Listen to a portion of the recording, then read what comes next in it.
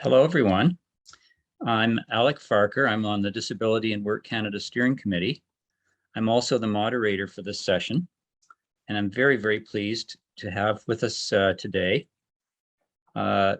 two distinguished, longstanding, and very important commentators from the disability community and those who are researching within it.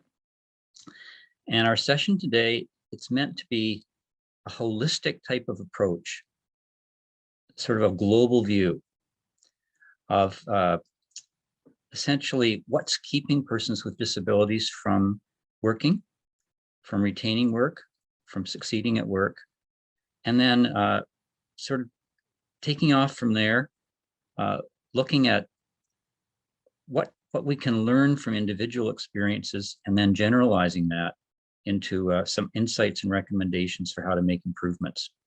So we'll have two presenters today. First is John Stapleton, and John is a really distinguished researcher who's been involved for a really long time and has helped give Canadians an understanding of the nature of their disability programs, what supports are available and not available for disability, and how things interact, sometimes in a not very good way. Then John Ray, a longtime disability rights and human rights activist, will be taking a broader look and making some recommendations for the future. So I'm going to hand it over to John Stapleton and take it from there. Thank you. Thanks very much, Alec. I'm really looking forward to doing this today. And let me start out by saying that about 10 years ago, and you can find it on my website, which is Open Policy Ontario, just all one word, and you'll find all of this in the publications. But back in 2011, we did a report called What Stops Us from Working, and it was a pile of people involved in it, Cam H, St. Christopher House, a lot of different parties. But over the ensuing 10 years, there's been a lot of new theories about poverty, a lot of new theories about why people with disabilities remain in poverty. But generally speaking, they have come from the field of behavioral economics. And I thought maybe it would be a good idea. And I teamed up with I'm a member of a non-poor member of the Social Assistance Coalition of Scarborough, which has a number of ODSP recipients and Ontario Works recipients. And so we do a lot of work together, and we put on a lot of town halls on COVID and housing and other things. And so what we decided to do is to put something together where we took these theories and then went out and interviewed people with lived experience of disability and poverty and see what they thought. And so that's what you're seeing here today. This morning, I put both the long version of the slides, which is much bigger than this, and the paper itself on my website, openpolicyontario.com. And then next Tuesday, December 7th, he'll be doing the presentation, the town hall with the Scarborough Social Assistance Coalition of Scarborough. So next slide, please.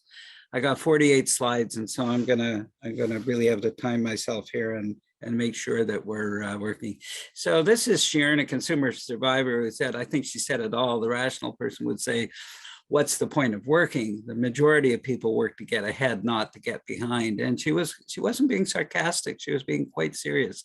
She was a person with a disability that lived in community housing in Toronto. Moving on to the next slide, I actually quote our other, John Ray was one of the few people who actually let his name stand when he was being interviewed. Talking about the reluctance and refusal of so many employers to promote workers with any kind of disability. Previously recommended that the Prime Minister and or the provincial premier should call together a selection of business, labor, and disability groups. And of course, John will talk more about that, so I won't read out his whole quote. Next slide, please. So our introduction, next slide. So the report given in 2011, so I basically covered this, but it concluded that we had a needlessly onerous system of reporting and reconciliation with negative interactions between ODSP, which is a social assistance program in Ontario, and other programs, and insufficient supports for leaving ODSP. Next slide, please. So almost nothing has really changed since that report was written, but we have a whole slew of new theories that came out. The bandwidth theory coming out of England and the US in 2014, and then Richard Thaler, who got his Nobel Prize in economics for coming up with the nudge theory. And in his latest copy of the book, he's included a whole chapter on sludge. And so we started to get into that. And so there's a couple of other things that we included. So next slide, please. So a general theory why working is so difficult. Next slide, please. Our general theory has several components and partly emanate from the new and older thinking, and some post-date the 2011 paper. And that's why we wanted to update it. Next slide, please. So the 6 areas are, in terms of 3 of them that we think of as infrastructural or systemic deficits, that social assistance are destitution-based social programs, and we really haven't gone anywhere since then. And these programs are continuing to grow larger in terms of their share of disability income in Canada, where that has not happened at all with either children or seniors, the bookends of our population. But with people with disabilities, the welfareization has tended to grow. I've written widely on that over the years. Multiple confiscation machines at work, all these different programs that really enjoy deducting each other. Thirdly, misunderstandings and mainstream assumptions that people think that people with disabilities are just that are living in poverty are somehow all they need is a number of middle class supports, and then everything's going to be okay. And again, the behavioral obstacles, the psychology of scarcity, which I think came out about 2012, 13, 14, the sludge theory from Richard Thaler, who's a behavioral economist, and then my own, which I've called it what happens when you have an overfull overhead closet shelf. So I don't see these as important as scarcity or sludge, but I thought I'd stick my own in there too. Next slide, please. Next slide, please. These are the infrastructural. Next slide, please. Destitution-based programs. So social assistance programs are based on a destitution model where what is designed as a floor, it has the unintended consequence of acting as a ceiling. So getting people back on the street and bootstrapping themselves up presupposes that once you start to do better, saving money, reducing expenses, getting help from friends, etc., you're going to be better off, but that's not true. In social assistance, at the program's clawback earnings, they have asset limits that keep you from saving. They pay lower rates when shelter costs are reduced and limit the amount that one can receive from family and friends. So all the good behavior that ordinary Canadians would think that you would do in order to get yourself untracked are in fact often against the rules for social assistance. Next slide, please. These programs also force recipients into bad decisions, making it harder for work to pay off, making it impossible to save significant amounts, punishing decisions to reduce expenses, placing limits on how much friends can help and family, and forcing people to take whatever job is available regardless of its value. So in other words, success entails making a leap as opposed to progressing. And a lot of people can't make the leap, as we know. Next slide, please. So here's a comment. The system was built to keep you there. So this is what our people with lived experience saying. I had to report income all the time, was always treated suspiciously, having to fight, having to always fight for the benefits that they were owed, kept in a poverty trap, making calculations what they would need to earn, not live on ODSP, and coming up with amounts of money that made it a real disincentive to do all these other things that it'd be able to do. Next slide, please. So the effects of multiple confiscation machines at work, I've also written on this. You can find it in my publications. I did a thing for Ryerson University, their think tank there. Next slide, please. The big problem here is that we only have 3 income security programs that promote work as part of their mandate and allow work as part of their general eligibility. Social assistance, you can work and they don't cut you off. EI working on claim, that's the whole idea. And then the Canada Workers Benefit. But these 3 programs are like 3 ships in the night. Each has a different pedigree. They don't work together. The people who administer them don't talk to each other. And it's almost like they resemble the old game of rock, scissors, paper, like canceling each other's out in a random sort of way. Next slide, please. So what I pointed out here is that EI, when you're on EI working on claim, and I actually ran into a few people who were all in these programs at the same time, and they'd be on social assistance and they'd start to work, but had recently had an EI claim. And these are people with disabilities. And I can tell you that, first of all, EI deducted 50% of the earnings, and social assistance, at least in Ontario, also deducted 50% of earnings. So 50 and 50 equals 100. And so the earnings were all canceled out, and then social assistance deducted the EI that was paid at 100%. And then the Canada Workers Benefit counted both the EI and the social assistance in the calculation for the Canada Workers Benefit. And guess what? The person with disability received absolutely no Canada Workers Benefit. So somebody who is nominally eligible from all these programs for about 34,000 gross ended up with a 64% clawback rate and ended up with about $18,000 or $19,000 because the programs cancel each other out. Next slide, please. So here's a person saying, my understanding is that I do work while receiving ODSP, I may lose my benefits. I was always scared to ask my ODSP worker about opportunities. I didn't want to lose my benefits. And so true, and you hear it so often. Next slide, please. Mainstream assumptions concerning how the world works apply to low-income people with disability. And so let's look at that for a moment. Next slide, please. Short answer is that accommodations that would work for middle-class people simply do not work for people who are poor, and especially those who are on social assistance with disabilities. Next slide, please. So here is something that I wrote with Lee So, who is actually a woman who is now on Ontario Works, and but with lots of illnesses and sicknesses, she hasn't been able to get on ODSP. And governments may not know the minimum cost of secure accommodation. They may not know that libraries and community hubs restrict access to computer and equipment. They don't realize that a low-income person may not have a bank account or access to real TL credit through a credit card, and the everyday lives and convenience that most of us take for granted. Smart codes, credit cards, we wouldn't dream with doing it without, but we also have little idea of the problems we face if we didn't have them. We just can't imagine it. Few would contemplate that not having a credit card would result in having no place to stay on a winter's night. That's exactly what happened to Lee So, who I wrote this with. Next slide, please.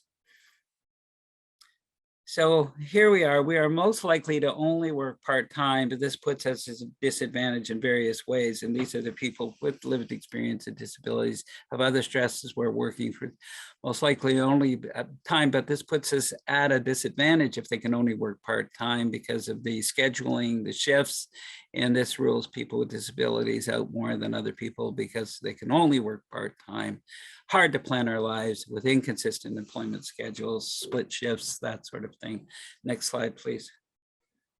So behavioral obstacles now, and these are ones really some of the new theories. And let's go into the first one, which many people have been really interested in back in the early part of the teens, 2013 and 14, scarcity. So let's look at that for a moment. Next slide, please. So the psychology of scarcity, why having so little means so much. Next slide, please. I'm ignoring the phones, don't worry about it. So they're pointing out in this Guardian article that being poor requires so much mental energy. This is a psychology of scarcity. People's minds are less efficient when they lack something. So if you're really busy and you're worrying about your next meal, you're worrying about your precarious shelter situation, transportation, the scarcity mindset consumes mental bandwidth and brain power that otherwise goes to less pressing concern, like planning ahead and problem solving. And the deprivation can lead to a life absorbed by preoccupations that impair ongoing cognitive death, or that imply ongoing deficits and reinforce self-defeating actions. Next slide, please. We found that when people were rich with time, they were very judicious, and with less, they only occasionally took a loan. So then this is the experiments done with people doing payday loans. The bottom line is that when they gave Princeton students very little time to decide on something in a poverty game, that they ended up taking payday loan options just like poor people did, simply because they were put into the same situation that poor people were faced with. And so while middle class people are always saying, well, why do low income people pay all these high fees for payday loans and get involved in this sort of thing? What we found is that, or what they found is that people who do the same thing if they were in their situation. Next slide, please. So those with disabilities have so much stress just to work. So what we got from from the people that we talked to here is that it would be great if people with disabilities not have to stress about money the way we do now. Costs to us have increased during COVID. Here's a person living in a rooming house and had to pay for disinfectant to help ensure that they didn't get COVID, had to protect my health, but ODSP does not provide enough money to help people take care of themselves. Usually you can pay for your food and clothing and a bit of shelter, but not all the personal products we need.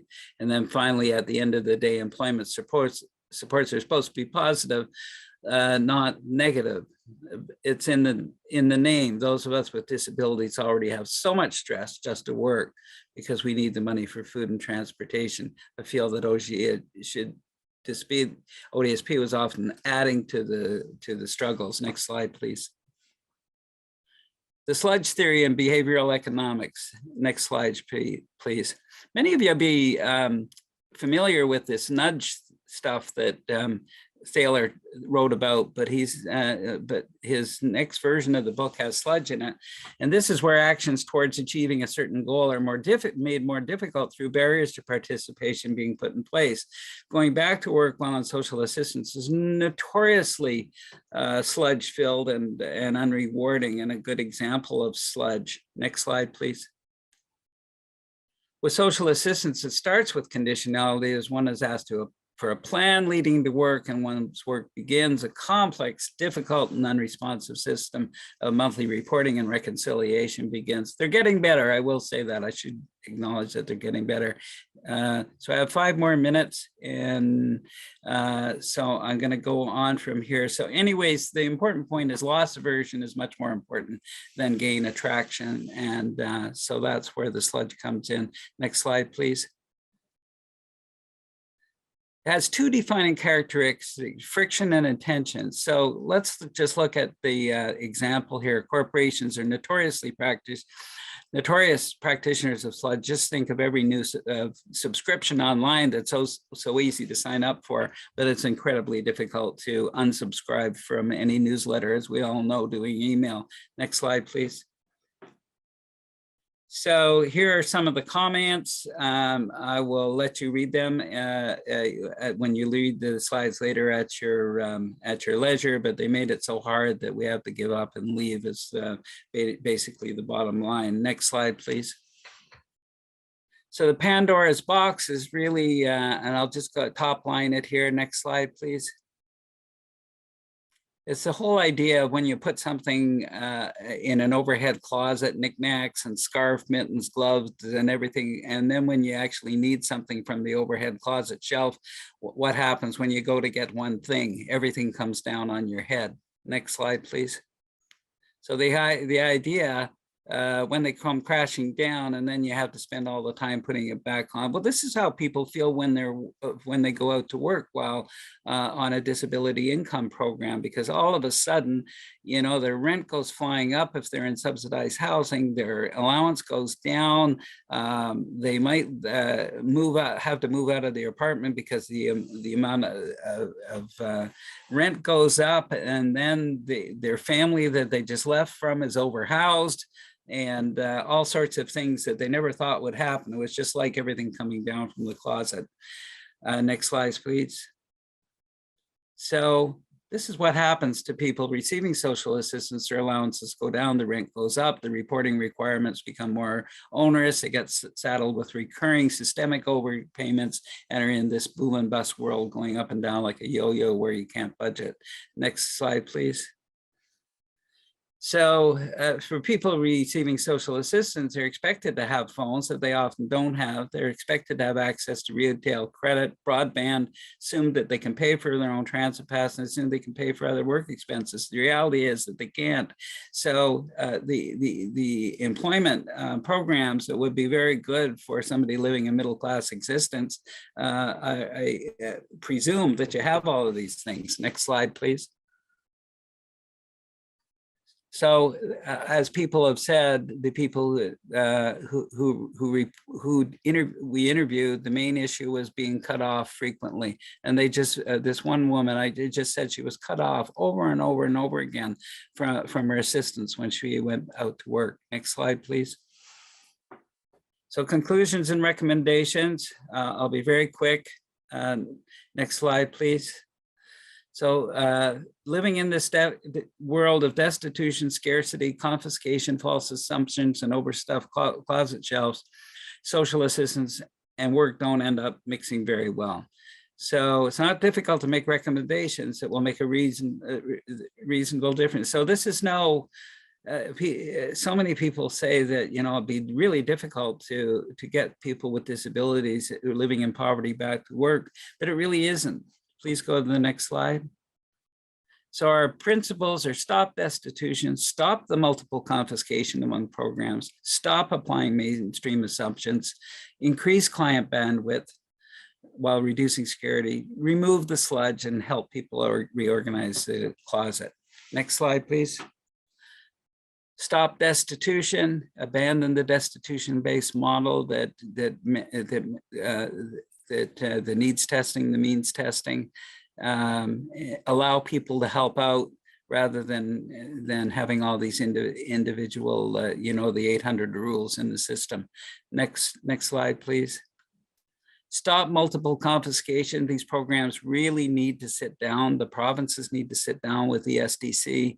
They need to sit down and really start thinking, do you really want these programs all to be deducting each other all the time so nobody gets the benefits that they're there? You see all these word salad replies from ministers saying, oh, we put this program in place. What if you can't receive it because you actually because you're receiving benefits from another program? And this has really happened through COVID, as many of us know. Next slide, please. Stop applying unrealistic mainstream assumptions. People don't have broadband, they don't have phones, they don't necessarily have the accoutrements that are needed. Next slide, please. Increase client bandwidth. We don't have to give people complicated forms. We don't have to have this onerous reporting. And we propose that the system do an awful lot of this. We don't need this. We propose that policymakers do all they can to make the world a place where I could fail for a moment because of mismanaging my scarcity, giving people way to climb out rather than sinking further. And that's from an article on scarcity. Next slide, please. Remove the sludge, onerous reporting, the barriers, the overpayments, the systemic overpayments, the boom and bust. I think in Ontario, there is some work being done on that, some manual reconciliation, reconciling forward rather than the way they did it, reconciling backwards. So there is some movement being made on this. Next slide.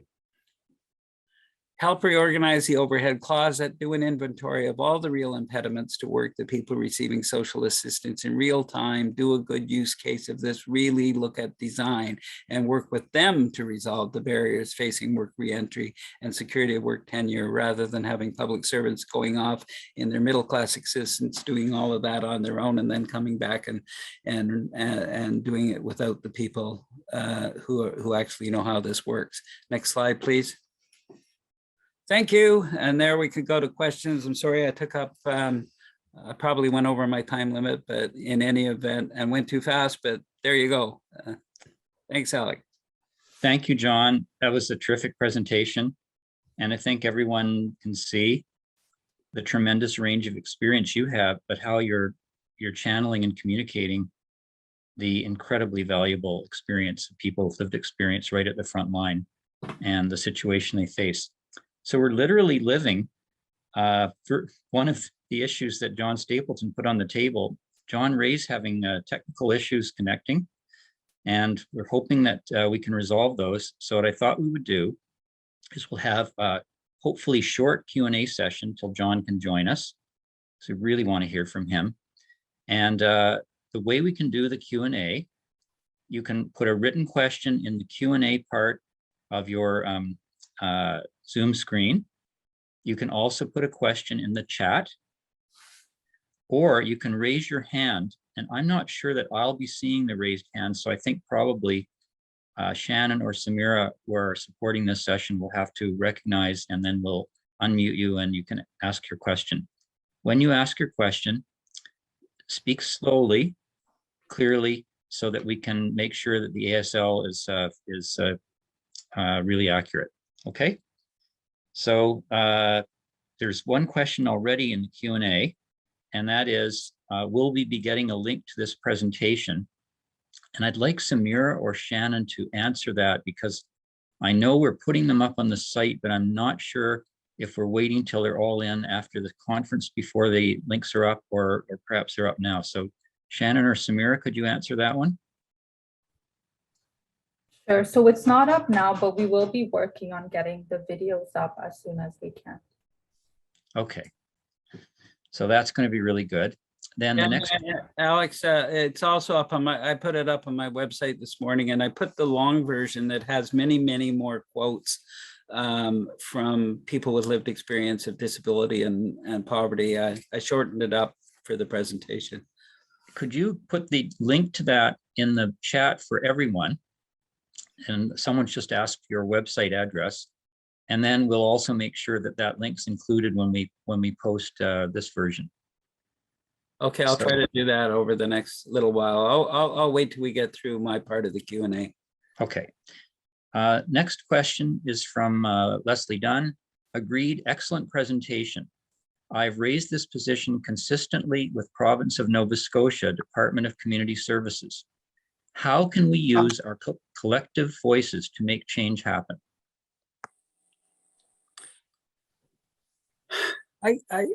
What I really think is if the people, I know there's a lot of talk about nothing about us without us, and I think that's really important, but I've really found it really important to be able to get together with people with lived experience. I was a benefit designer. I spent 28 years in government as a benefit designer, and there's a lot of people out there, not that many of people who have been involved in benefit design. And I think when people like me, people like us get together with people with lived experience, I don't know what people with lived experience face until I talk to them. And they don't necessarily know, don't automatically become good, know all the elements of benefit design. But I think when we come together, we're really, really powerful. So I have it took me a long time to realize that it really is nothing about us without us. But I think if you can bring that with community agencies and really have what I call a vertical conversation, and that means where people who are furthest away from government and activists and advocacy groups can get together with the agencies and get together with people who are actually delivering these various programs, and then come together with government and insist on co-design of programs. I've had the opportunity to be in design processes where I'm consulted, and they are absolutely nowhere as good as where we are sitting down with the public servants and the politicians, and we're actually equal partners. And when that happens, then you really start to see the yardsticks move. So I think one of the is really propose co-design with governments, and I think a lot of them are seeing the benefits of it now, and I would certainly do that. The other thing, the final thing I do is rather than having governments convene you, I think it's really important for you to convene governments. So in other words, if you have a group or an activity group, you invite them to your day or to your Zoom or to your meeting, as opposed to asking them to invite you. Because when they invite you, they control the show, and you run the show when you convene the group. And I think governments, especially nowadays, are even actually more comfortable with that approach. And you know, when they say the words, "Oh, we'll take that back," that's when you stop them and say, "No, we're part of the team now. Don't take it back. If you take it back, we're coming back with you." So that's a really powerful and important response. I imagine it's on the minds of a lot of people watching this. We have 80 participants watching. Now we have Victoria Levac, who's put up her hand. I don't know if I'm able to unmute you, Victoria, or perhaps you can unmute yourself and ask your question.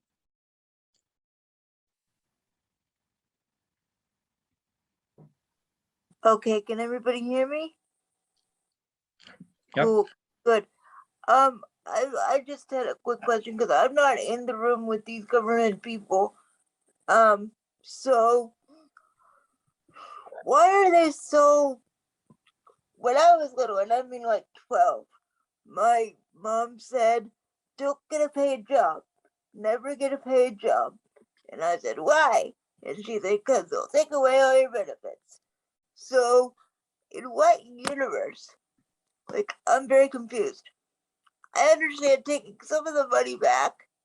Like, maybe I can pay for stuff that isn't disability related, but to cover disability, being disabled, as you know, is very expensive.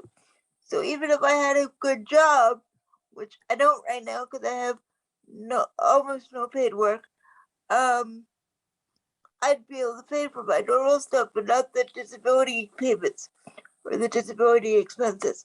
So,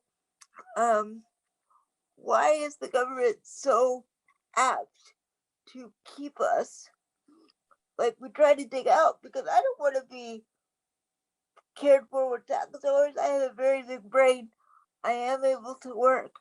So why do they want to keep us in this sort of charity poverty model? And then when we try to get out, they punish us.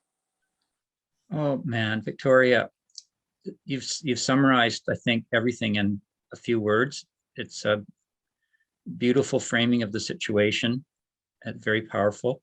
I'd like John to respond, but I think it's going to be important to include in the response, John, if I know you've done some thinking about this, how can we combine the need for a certain level of customized supports that are responsive and under the control of the person with disability with working, with a fallback if work doesn't work out?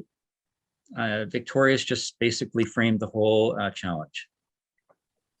Yeah, I think that governments continue to be afraid of providing programs that don't have all these extremely onerous clawbacks, and they fear that the programs will become incredibly expensive. What they don't realize is just how expensive they are when they keep people in poverty and don't allow them out, and constantly forcing people with disabilities living in poverty to make bad choices. It's really important that they break out of it. And I think what we saw with the Canada Child Benefit, which allows a $32,000 exemption before there's any reduction in the amount of benefits. You have to make 32,000 before in a year before that happens. In the ODSP program in Ontario, they start clawing back after $2,400, not 32,000. But I think with the Canada Disability Benefit, for the first time, you are going to see, and as Minister Qualtrough said, you know, they're getting together with the provinces so that they don't repeat the COVID benefit clawback scheme that we all know so well about. It's going to be important for them. If they're putting money on the table, then that is exactly what they could do. They could say, why don't we let you earn up to the poverty line even? I mean, 32,000 for a family of children, right about mother and one child, mother with a couple of kids, that 32,000 is reasonably close to what the MBM, the poverty line, would be for them. Let somebody work up to that point without taking any money away from them. And then as they slowly earn more and get out of poverty, to do it that way. Because that's what we do. We do that for kids, and we saw that really work. And I can tell you that in 1995, you know, just 26 short years ago, the largest cohort of people receiving public assistance was single moms. And guess what? Here we are 26 years later, and it's the lowest cohort. So in other words, what happens is when you actually allow people to get their child benefits, and they can keep them, and they can keep them for a year, and you don't change them, like the boom and bust that I talked about. People can actually say, well, here is a floor on which I can mount my employment or my training or my work or my career effort, and I'm not going to go back into destitution if things don't work out quickly. So here's a situation, I think, with the CDB, that the design of it would have to include that component, so people would be able to do that. But I also think in a parallel way, they have to provide the supports and services outside of public assistance programs so that people don't lose them when they finally go off them, and then start to attend to some of these issues that, you know, over the last 10 years, we've got people earning Nobel prizes for these concepts. And so governments should start to take note of them. For just another plug for the sludge theory, there is no more sludge in any program than social assistance. It would win the gold, silver, and bronze medals for, as we all know, for that. And so if we could remove that and allow people to actually take away those barriers, we would really be we'd really be doing something. So I'm optimistic about the CDB being able to do that, with the federal government putting that kind of money on the table that allow the provinces some, in their view, I mean, the provinces feel, and rightly so in some ways, overwhelmed with health costs, and they feel that they have no money for anything else. And as a result, if the federal government puts this money on the table, that's one of the first design things we need to be looking at. It's like a basic income provides a floor. So if you're not going to go as far as providing a basic income, because you're too afraid of that, then at least provide a floor income below which you can't fall. Whereas right now there is no real floor. You can fall out. Just start working and don't report 1 month, or your workers on holidays or get sick, and the next thing you know, you have nothing and you can't pay the rent. That's no way to run a railroad. So I just wanted to update on John Ray. John Ray's computer somehow has locked him out. He can't get onto the session. He's asked me to read some key parts of his presentation, which I'd like to do, but I want to get ready to do that. And there's a couple of really important questions. First, there's one in the Q&A, and then another one in the chat. And I'm just checking to see if there's anybody trying to be seen on the who's raised their hand. Maybe Samira or Shannon, you could let me know about that, but I'll first read the Q&A. And I also want to say, in following up John's recent response here, we've structured this conference so it will help bring change. So tomorrow is going to be about the workplace. How do we have a truly inclusive workplace? Then next Monday, day 3, will be about supports, and that will deal with a lot of the issues that John just raised and that Victoria, you're putting on the table here. And that's a really vital area. We recognize supports are a big part of the picture. And finally, next Tuesday, the 7th, is when we hope to move on together to a much better place through collective action. So there's an arc to this conference. There's a process we're hoping happens. Okay, so I don't want anyone thinking this is just a talk shop. Victoria, I don't want you thinking John's just sort of answering your question and then where does it go from there?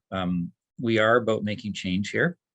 So on that note, question from the Q&A is, do you have any recommendations on particular organizations or groups to connect with to reach people with lived experience in Canada? And I think, John Stapleton, you are a good resource for that. We can't possibly give a comprehensive list. And what I could do as a follow-up is perhaps undertake to start putting that list together in a more organized way. But John, maybe you could comment. Yeah, I believe that there are, with the admonition of nothing about us without us, and it's being taken seriously. And of course, it was in C-35, the legislation for the CDB that died in the order paper with the election.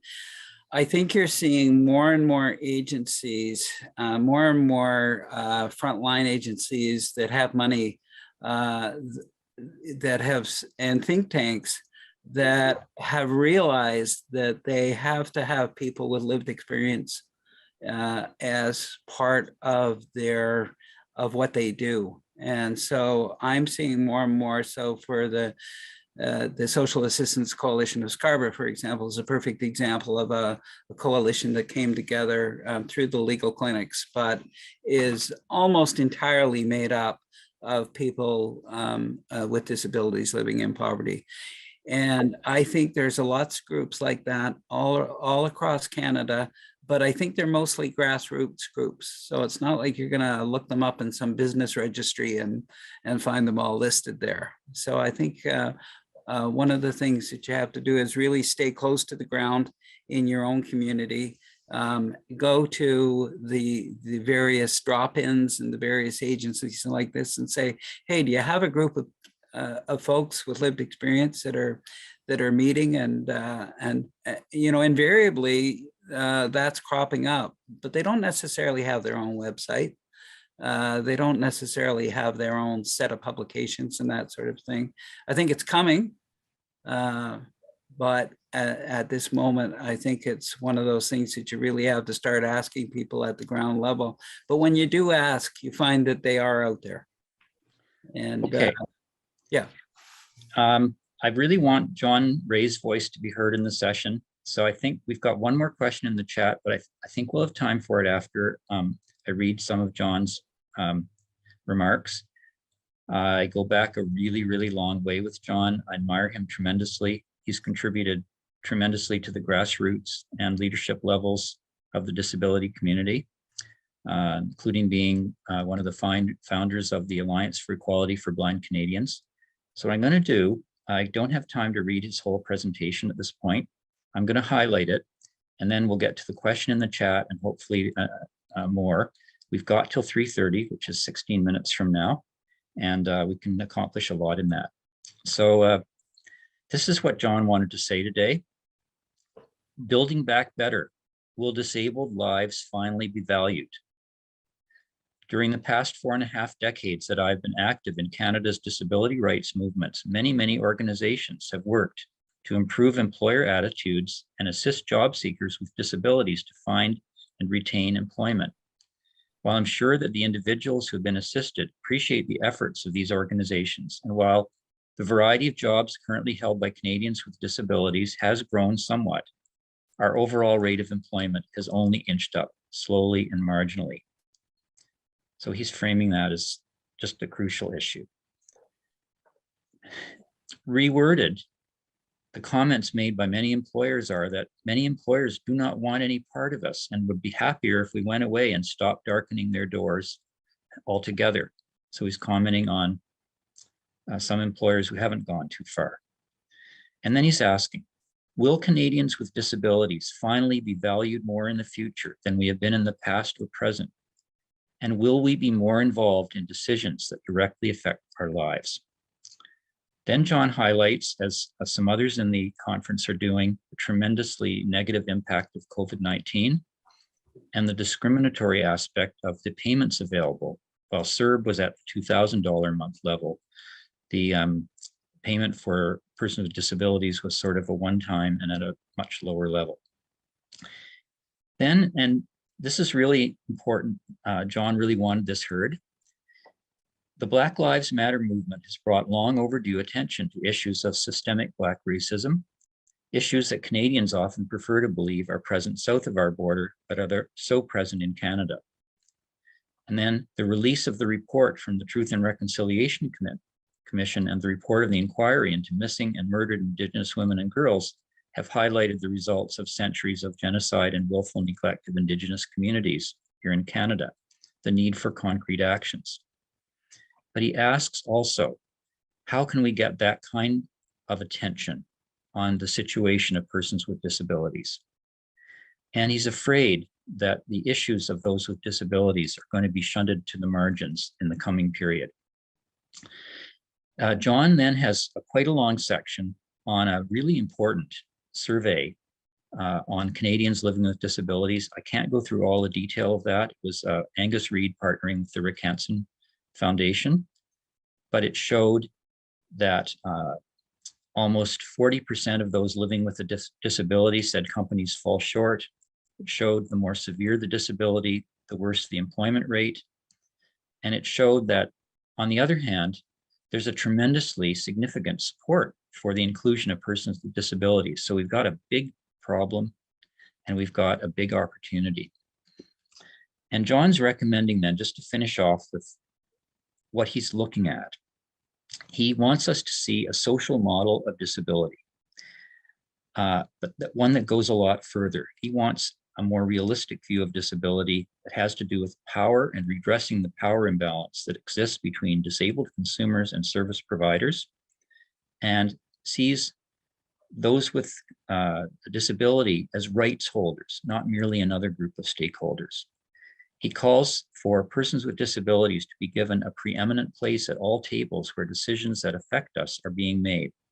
We must be accorded our rightful place so that our views will be heard and our lived experiences fully taken into account before any decisions are made.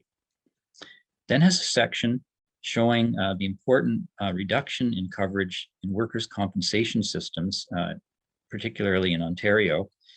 And of course, that's relevant to a lot of work John Stapleton has done, showing that the proportion of persons with disabilities supported by workers' compensation has gone down in some jurisdictions.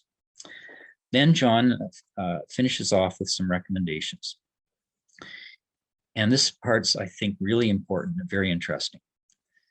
He says, civil society organizations are quick to criticize governments for working in silos. However, if we did a serious introspective examination, we would find that too many of our own organizations also operate in silos. This phenomenon needs to change.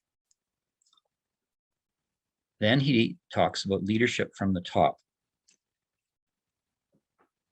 And essentially what he's calling for here is that we have true, deep leadership from the top, but we also have the voice and power of persons with disabilities. And goes a bit further. The chronic need for increased representation at decision-making tables.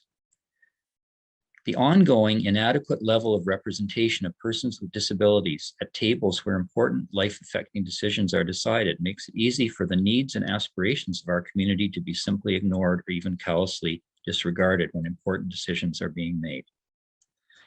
And you can see that this is a vital component of the way he's seeing the future, and certainly the way we see it in Disability and Work Canada.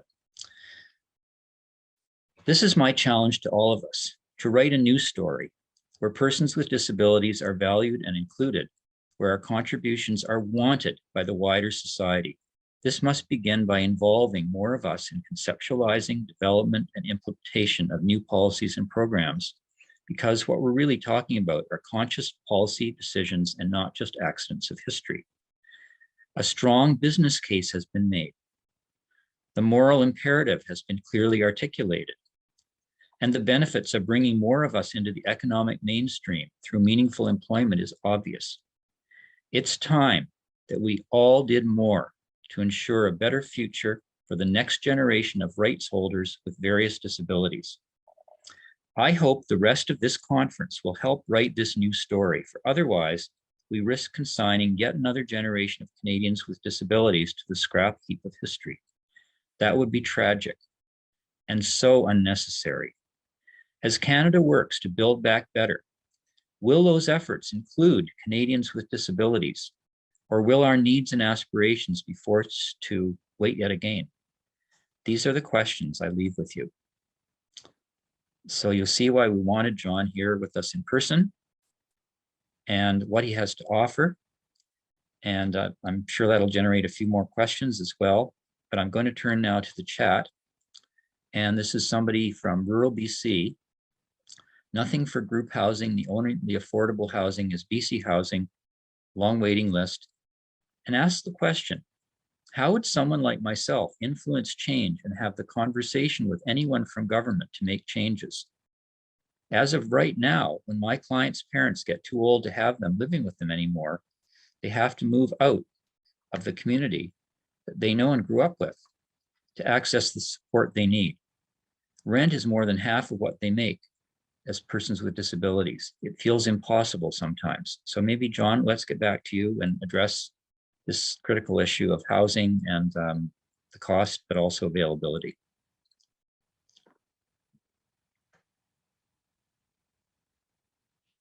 Have to unmute yourself. Yeah, cost of housing availability. Really, it's very important that we realize coming out of the COVID-19 pandemic, if in fact we are coming out of it, that we need a huge, broad range of housing initiatives. Not only do we need higher public assistance rates, either through the social assistance programs themselves, which of course are notoriously difficult for any stripe of government to increase. So if we can do that through other more popular refundable credits, I think we also need rent control. We need rent registries, and we also need ways to slow down at least the financialization that we are seeing now of huge corporations buying up housing in the ownership field, but also now they're starting to buy up the rental properties and forcing people out. So there's a multi-pronged. Not only do we have to build more social housing, do we have to stop the financialization of housing from the corporate sector. We need rent control, we need rent registries, and we need more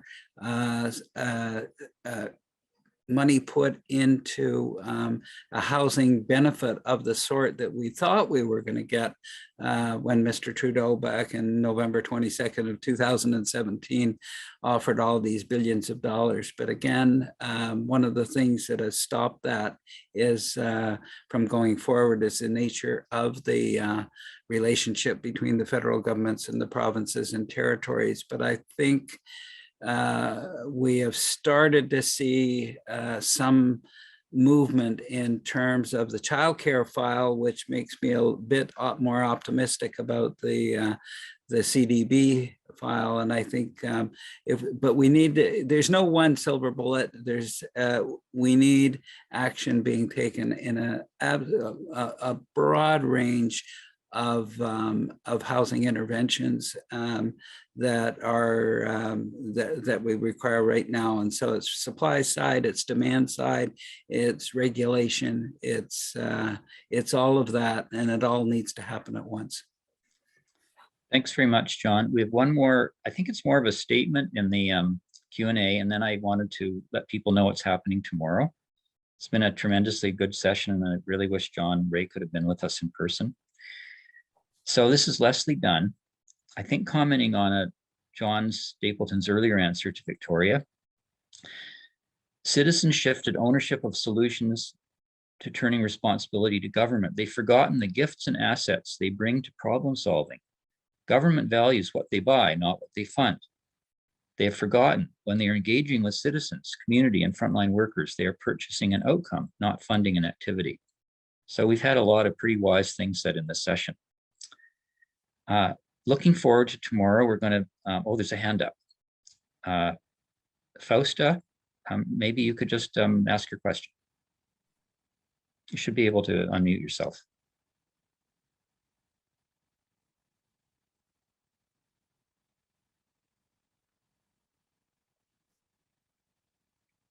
Or Samira or Shannon, can you unmute Fausta?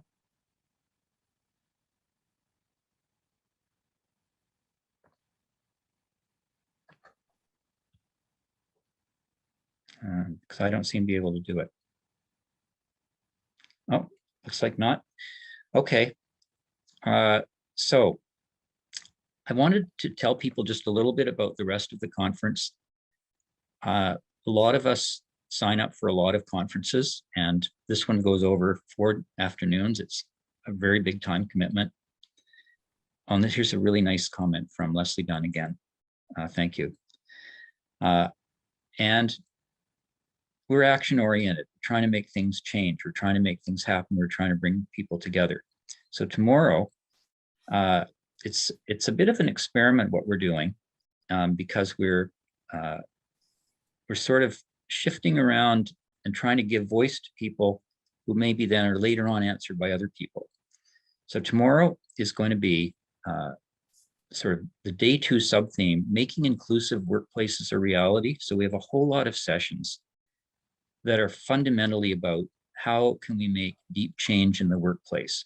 And the way that we're starting the day is with a keynote, which will be the voice of those with lived experience combined with the voice of the labor movement, which is often in the workplace, supporting in as many ways as they can the rights and the job futures of persons with disabilities. So we're going to have Lily Chang, Secretary Treasurer of the Canadian Labour Congress. So she's one of their major leaders. Carlos Sosa, who's a person with disability active in one of the unions in Manitoba, which has done some amazing things significantly with Carlos's involvement, and Steve Mantis, who's an injured worker in Ontario, active with the Ontario Network of Injured Worker Groups. So these folks are going to put out a call to employers and other partners about making deep change and the kind of engagement that is going to be needed. And then for the rest of the day, we have a whole lot of parallel sessions. And what we're trying to do is to put a lens on different aspects of what a truly inclusive workplace can look like. So we start with disability, women, youth, and employment. So we're going to have the voice of young people making the transition from education to work. We've got, I think, a really significant discussion on funding employment services and the role that they can play in the best possible way. And as we all know, there's a whole range of things. A really ambitious session on the federal government's 5-year effort now on inclusive employment for persons with intellectual disabilities and autistic persons in the federal public service. So that's about a big employer really reaching out. This isn't like case by case. It's a big, almost a movement within a big employer. And I think you're going to potentially learn a lot from that one. And I'm not going to detail each one of the other ones, but you'll see that what we're doing is trying to showcase situations where people are actually walking the talk. They actually are doing something. There's a great session that will be sort of about business solutions in different employers. And I'm just going through the last couple. One that I'm involved in is a whole lot of tools and strategies developed by people in various parts of the country to support employers in including persons living with disabilities in the workforce. A focus on accessible environments, disability confidence, and how it's achieved by a whole range of businesses, including some of our biggest ones, one of the big banks, for example. So if you think about the way that the conference can play out, you won't be able to go to all these sessions, but you will be able to benefit from them afterwards if you're interested, even if you weren't able to attend. We're going to have the materials and ultimately the video. And it's meant to show this is not a pipe dream. We can do this in the real workplace as it exists in Canada. We can make change. And thank you all very, very much.